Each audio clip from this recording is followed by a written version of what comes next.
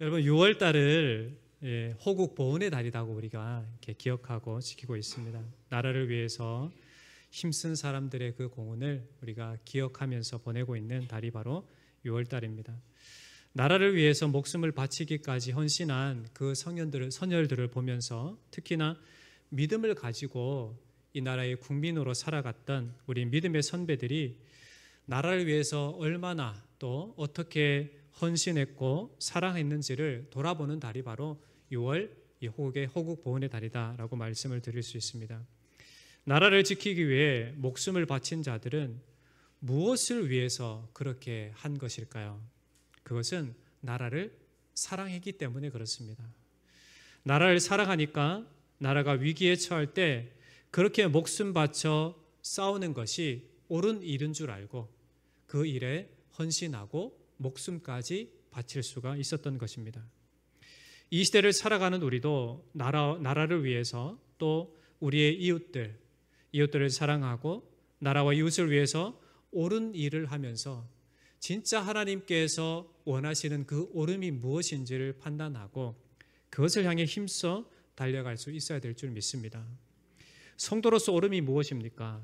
그것은 그리스도께서 우리에게 보여주신 그 믿음의 삶을, 그 본의 삶을 우리가 따라가는 것, 그 발자취를 따라가는 것이 바로 성도들에게 옳음이다라고 말씀을 드릴 수 있습니다.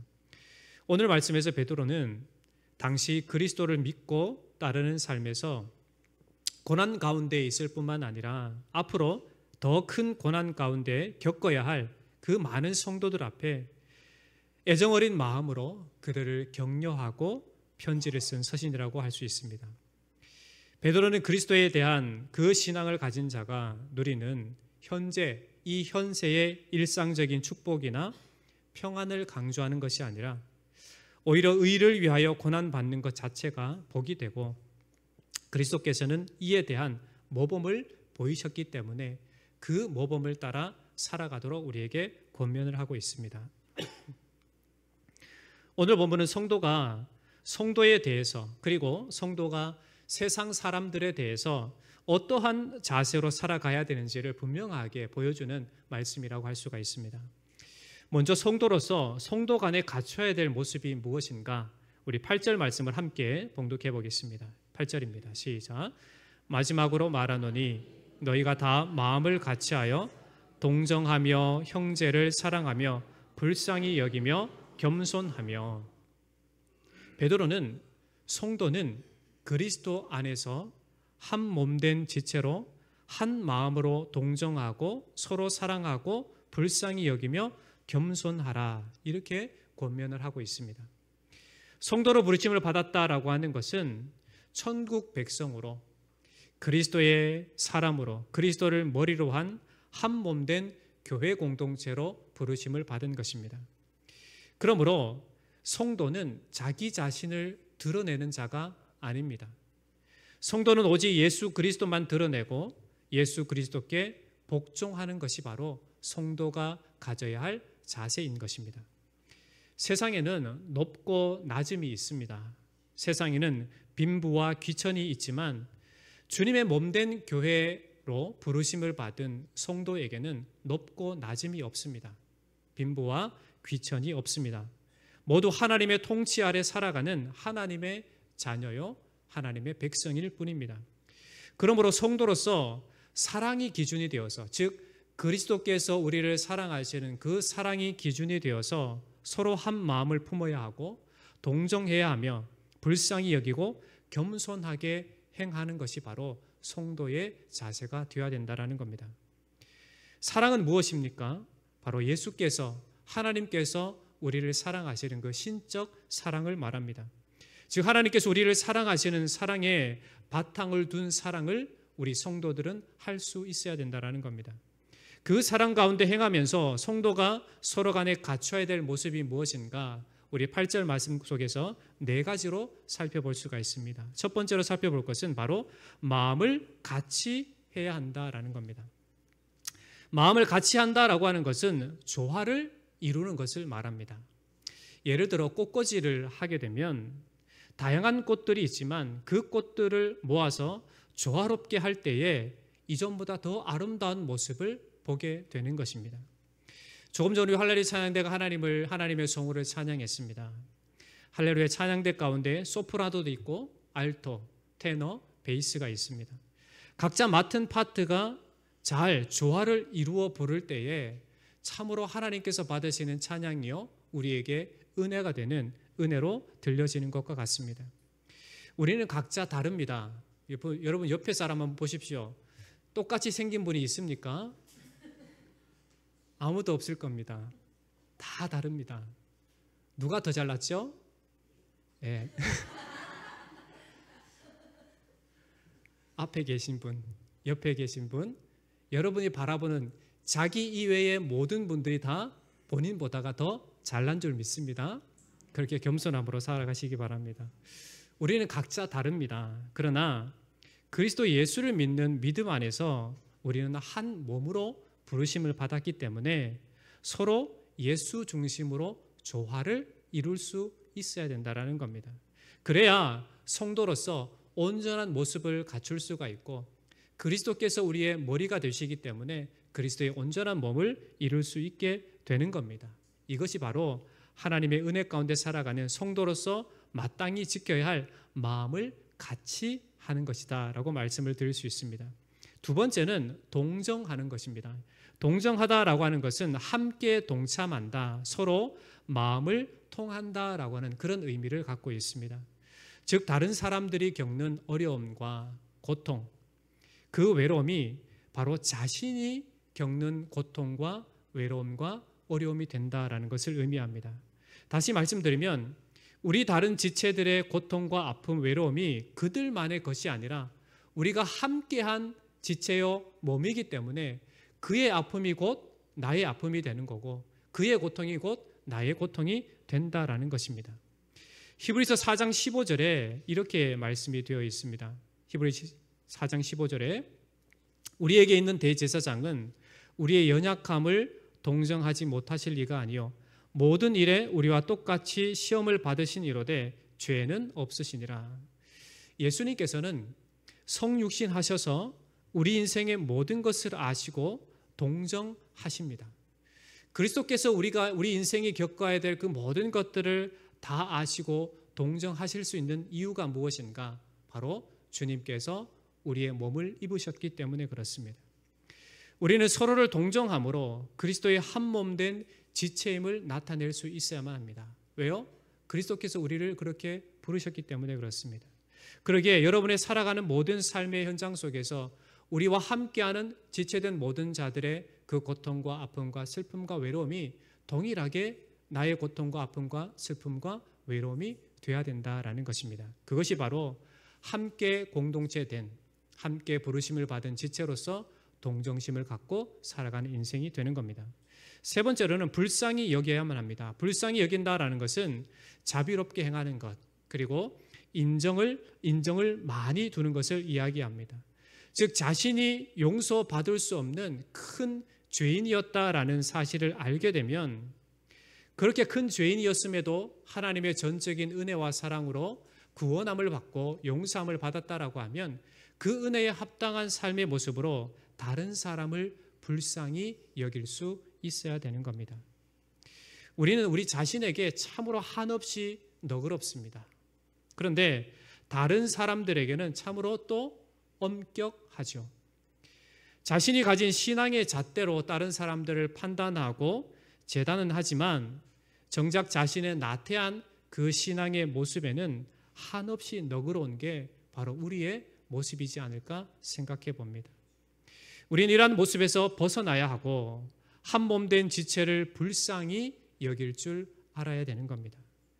성도로서 예수 그리스도의 십자가 사랑을 경험한 사람은 바로 그 십자가 사랑으로 살아갈 수 있어야만 되는 겁니다.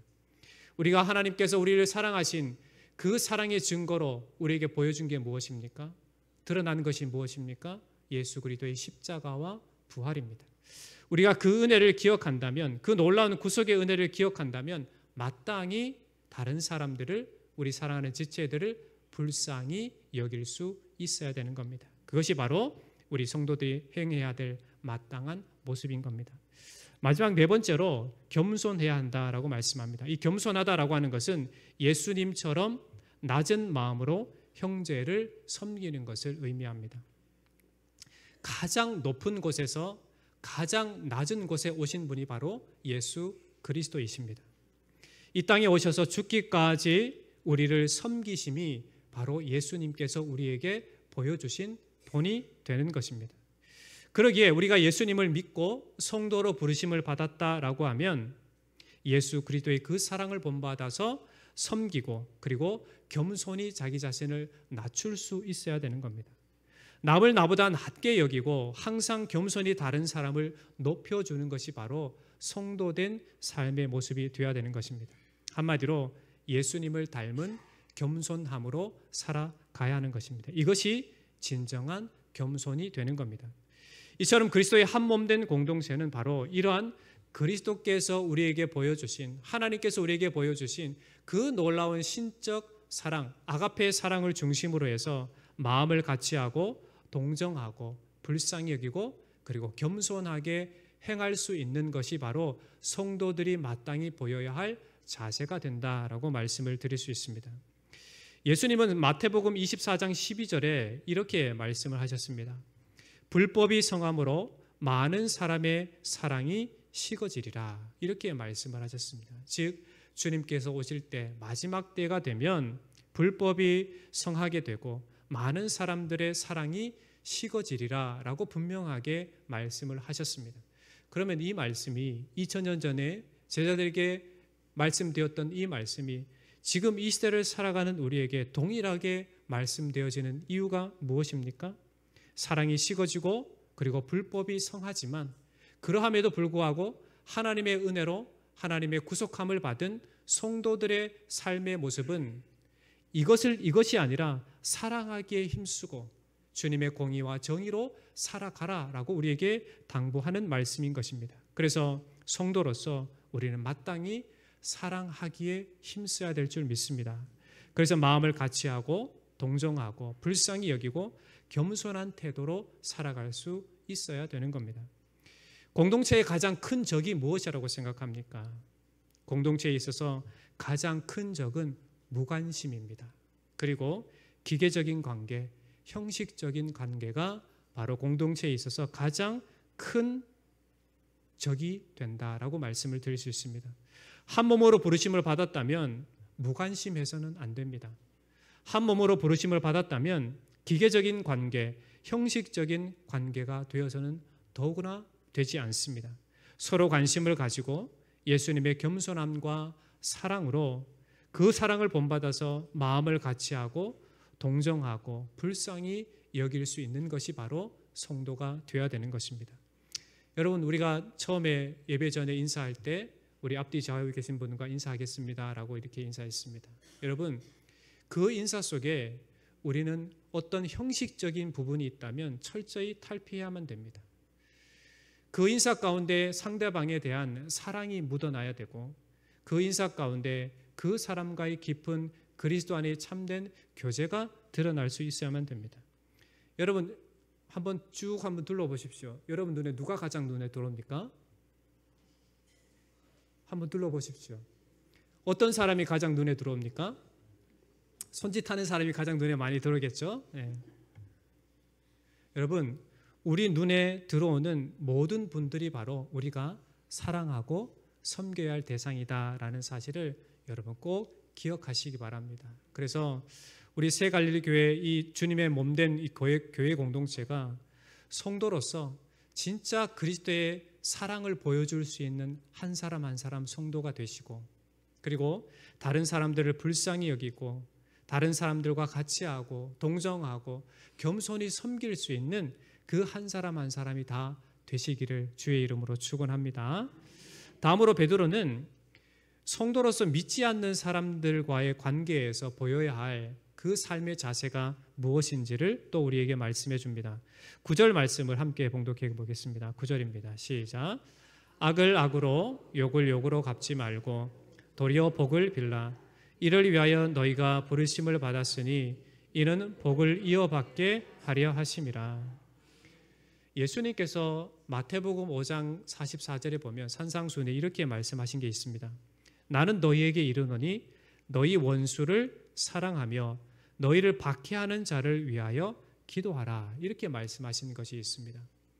예수님의 수제자였던 이 베드로는 오늘 말씀 9절을 통해서 예수님께서 산상수훈 때 하신 이 말씀을 기억하고 이 말씀을 반영해서 오늘의 이 말씀을 이야기합니다. 악을 악으로, 욕을 욕으로 갚지 말고 도리어 복을 빌라. 이를 위하여 너희가 부르심을 받았으니 이는 복을 이어받게 하려 함이라. 이렇게 말씀을 하는 겁니다. 사도 바울도 로마서 12장 17절에 이렇게 말을 합니다. 아무에게도 악을 악으로 갚지 말고 모든 사람 앞에서 선한 일을 도모하라.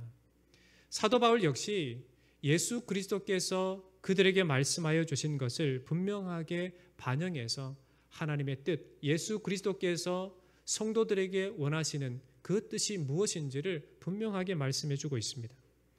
사실 자신에게 악하게 대하는 사람들에 대해서 선하게 대하고 더 나아가 복을 빌기란 쉽지 않은 일입니다.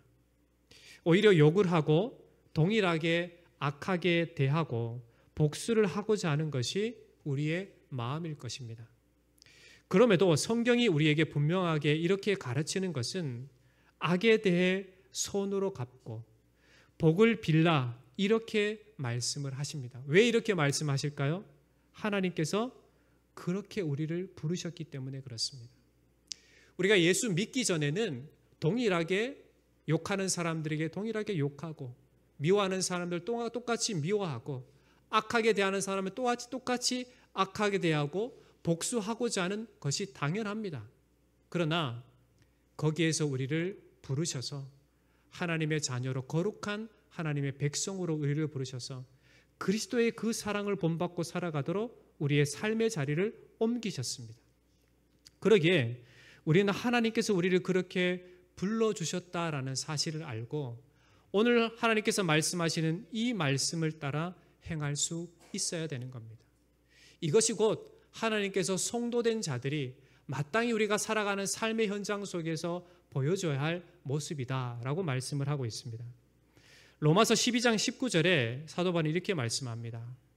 내 사랑하는 자들아 너희가 친히 원수를 갚지 말고 하나님의 진노하심에 맡기라. 기록되었을 때 원수 갚는 것이 내게 있으니 내가 갚으리라 주께서 말씀하시니라. 성도는 원수 갚는 것이 아니라 하나님의 말씀에 순종하는 사람입니다. 성도는 원수를 갚는 것이 아니라 하나님께 모든 것을 맡기는 사람입니다. 성도는 원수를 갚는 것이 아니라 오히려 그들을 향해 복을 빌어주는 사람이 바로 성도이다라는 것입니다. 이란 말씀을 바탕으로 베드로는 성도가 세상에 대해서 소극적으로 행해야 될 것과 적극적으로 추구해야 될 바를 우리에게 다시 말씀해 줍니다. 10절 말씀을 보겠습니다. 시작. 그러므로 생명을 사랑하고 좋은 날 보기를 원하는 자는 혀를 금하여 악한 말을 그치며 그 입술로 거짓을 말하지 말고 생명을 사랑하고 좋은 날 보기를 원하는 자, 즉 구원함을 받아 영생을 소유한 자로서 먼저 소극적으로 행해야 될 것이 무엇인가? 그것은 성도는 세상 사람들을 대할 때 악한 생각과 악한 말과 악한 행동 등에 있어서 철저히 소극적으로 살아가야 된다. 즉, 이 모든 악함으로부터 벗어나야 된다라고 말씀을 합니다. 말 한마디로 천냥빚을 갚는다라는 속담이 있습니다. 요즘 말 한마디 잘못해서 빚을 계속 지는 사람들이 있습니다. 특히 요즘 직접 사람을 만나서 이야기하지 않아도 SNS나 또 인터넷을 통해서 상대방의 마음에 상처를 주고 감정을 상하게 할 뿐만 아니라 그 사람을 피폐하게 만드는 경우가 참으로 많이 보여집니다. 이러한 것을 보면서 믿음을 가진 성도는 어떠해야 되는가? 이러한 악함으로부터 철저히 벗어나야 된다. 즉 삶의 현장 속에서 이러한 악한 행동에 대해서는 소극적으로 행동해야 된다라고 분명하게 말씀을 하고 있습니다. 그리고 영원한 생명을 사랑하고 소망하는 그리스도인들은 핍박하는 자에 대해서 욕으로 맞서지 말고 그들을 위해서 기도할 수 있는 적극적인 자세로 주님의 말씀을 따라 살아가려고 하는 그러한 모습이 우리 가운데 있어야 되는 겁니다. 또 믿음을 가진 자들은 아무리 힘겹고 어려움이 있다 해도 아무리 세상의 어떠한 그 어려움의 힘겨움의 무게가 나를 짓눌리고 있다 해도 하나님에 대한 부정적인 말을 우리의 입에서 꺼내지 말아야 되는 겁니다. 어찌하든지 힘겹고 어려움이 있다 하더라도 우리의 입술로는 하나님께 온전한 찬양의 입술이 되어야 되고 하나님께 감사의 입술이 되어야 되고 그리고 다른 사람에게도 동일하게 하나님의 어떠하심을 분명하게 이야기할 수 있는, 고백할 수 있는 사람이 되어야 되는 것입니다. 그리스도인은 하나님을 전적으로 의뢰함으로 선을 악으로 이기는 자임을 여러분 꼭 기억하시기 바랍니다. 그리고 성도는 하나님의 신실하심을 믿고 끝까지 그분만을 신뢰하고 하나님의 의를 적극적으로 행하며 살아가는 자가 되어야 된다는 것을 여러분 꼭 기억하시기 바랍니다. 바라기 여러분 모두가 하나님이 주신 그 은혜를 알고 우리의 모든 마음과 입술과 행동에 있어서 악한 것들은 철저히 떨쳐버리고 오직 주님만을 의뢰하는 삶으로 달려가시기를 주의 이름으로 축원합니다. 그러면 성도로서 적극적으로 행해야 될 것이 무엇인가? 베드로 사도는 11절에 이렇게 이야기합니다. 11절 함께 봅니다. 시작. 악에서 떠나 선을 행하고 화평을 구하며 그것을 따르라. 성도로서 우리가 적극적으로 행해야 될 것은 선을 행하고 화평을 구하고 살아가는 것입니다. 성도로서 우리는 지금 여기서 부지런히 선을 행하고 또 화평을 위해서 힘을 쏟아야 된다라는 것입니다. 더 나아가 우리가 박해를 받아도 하나님을 신뢰함으로 끝까지 선을 행할 수 있어야 되는 것이 바로 성도의 삶이다라는 것을 이야기합니다. 하나님께서는 애정과 관심을 두고 바라보시는 자가 누구인가? 선을 행하고 화평을 구하며 쫓는 자입니다. 12절 말씀을 함께 볼까요? 12절 보시면 주의 눈은 의인을 향하시고 그의 귀는 의인의 간구에 기울이시되 주의 얼굴은 악행하는 자들을 대하시느니라. 하나님께서 하나님의 눈을 향하시는 곳은 바로 의를 행하는 자입니다. 주의 눈은 의인을 향하신다라고 하는 말씀은 하나님의 불꽃 같은 그 눈이 의인을 향하고 응시하고 있기 때문에 어떠한 악인도 그 의인을 결코 해할 수 없다라는 사실을 우리에게 분명하게 말씀해 주고 있습니다. 하나님의 귀는 누구의 간구를 들으십니까? 의인의 간구를 들으신다라고 말씀합니다. 야고보서 5장 16절 하반절에 이렇게 기록이 되어 있습니다. 의인의 간구는 역사하는 힘이 큼이니라. 의인의 간구가 역사하는 힘이 큰 이유가 무엇입니까? 그 근거는 바로 하나님께서 의인의 간구에 귀를 기울이시기 때문에 그렇습니다. 하나님께서는 고난 중에 인간적인 방법으로 해결하려고 하지 않고 하나님께 간구하는 그 의인들의 간구를 들으시고 응답하신다라는 사실입니다. 그리고 하나님의 얼굴은 누구를 향하십니까? 주의 얼굴은 악행하는 자들을 대하신다라고 말씀합니다. 악인에 대해서는 진노와 심판을 보이시는 것이 바로 하나님의 모습이다라고 하는 것입니다. 이 시대를 보면 악인에 대해서 하나님께서는 잠잠하시는 것 같이 보입니다. 악인이 형통한 것처럼 보이고 악인이 참 잘 사는 것 같고 오래 사는 것 같고 모든 일이 다 잘 되는 것 같습니다. 그러나 하나님께서 최후 심판의 날에 악인들을 그들의 행위대로 철저히 심판하는 것이 바로 하나님의 뜻입니다. 그러므로 의인은 악인의 자리를 부러워하지 말고 자신에게 주어진 그 믿음의 삶을 굳건히 지키며 의를 행하고 선을 따르고 하나님께서 우리를 그렇게 부르신 줄 알고 화평을 쫓아 살아갈 수 있어야 되는 겁니다. 여러분, 우리는 선을 행하고 화평을 위해서 부르심을 받은 줄 믿습니다. 그러므로 우리의 삶의 현장에서 적극적으로 선을 행하시기를 부탁을 드립니다. 여러분의 모든 삶의 현장 속에서 화평을 이루어가는 사람들이 되시기 바랍니다. 예수님께서 하나님과 우리 사이에 가로막혔던 그 죄를 없이 하심으로 말미암아 하나님과 우리를 화목하게 하신 것처럼 우리 성도들은 여러분이 살아가는 모든 삶의 현장 속에서 진정한 그리스도의 의를 행하고 여러분이 평화의 도구가, 화평의 도구가 되어서 그곳 가운데 그리스도의 화평이 있도록 하는 자임을, 그렇게 하나님께서 우리를 부르셨다는 사실을 아시고 여러분의 모든 삶의 현장 속에서 선을 행함과 화평을 적극적으로 추구하는 그 오름을 따라 열심히 달려가는 인생이 다 되시기를 주의 이름으로 축원합니다. 말씀을 맺겠습니다. 우리가 성도로서 분명히 옳다라고 여기는 것에 있어서, 즉 하나님께서 우리에게 말씀하여 주신 이 오름에 대해서 우리는 적극성을 띠고 살아갈 수 있어야만 됩니다. 오늘 말씀의 베드로 사도는 성도와 성도 간에 옳은 것이 무엇인지, 그리고 성도가 세상 사람들과의 관계에 있어서 적극적으로 행해야 될 것이 무엇인지를 분명하게 우리에게 말씀해 주셨습니다. 성도로서 그리스도의 사랑을 기준으로 같은 마음을 품고 동정하고 불쌍히 여기고 겸손히 행하는 것이 성도로서의 마땅한 바임을 여러분 꼭 기억하시기 바랍니다.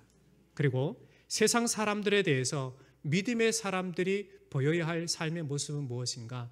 의를 행하고 선을 추구하고 그리고 화평을 위해서 살아가야 된다라는 것입니다. 입술뿐만 아니라 온 몸으로 선과 화평을 위해서 힘써 살아가야 하는 겁니다. 여러분, 믿는 사람들에게 또 한 가지의 작은 단점이 있습니다. 우리는 아는 것이 참 많고 하나님의 말씀이 무엇을 말씀하시는지 잘 압니다. 그런데 문제는 입으로만 하고 행실로 드러나지 않는 것이 문제입니다. 그러기에 오늘 말씀은 무엇이라고 말합니까?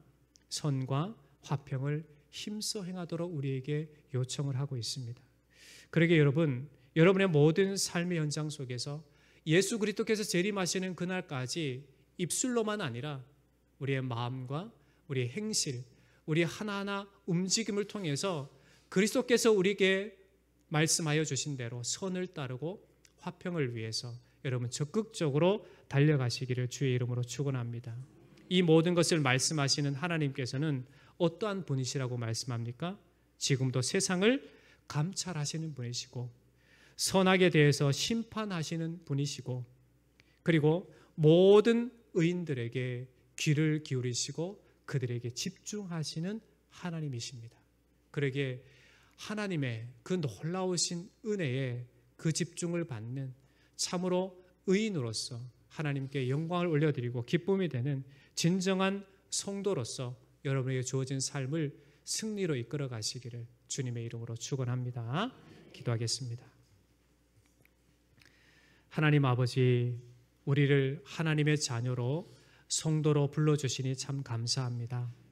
우리가 예수 그리스도의 놀라우신 그 구속의 은혜로 그리스도의 한 몸 된 지체로 우리가 부르심을 받았기에 그리스도의 그 놀라우신 우리를 향하신 그 사랑을 의지하여 우리가 같은 마음을 품고 서로 동정하고 불쌍히 여기고 겸손함으로 섬기는 자들이 다 되게 하여 주시옵소서. 그리고 우리가 나아가서 살아가는 이 세상의 모든 삶의 현장 속에서 진실로 주님께서 우리에게 말씀하여 주신 것처럼 우리를 그렇게 부르신 것처럼 선을 행하고 화평을 따라 행하는 참으로 주님의 귀한 증인들 일꾼으로 온전히 살아갈 수 있도록 우리 사랑하는 모든 성도들을 주장하여 주시옵소서. 살아계신 예수님의 이름으로 간절히 기도하옵나이다. 아멘.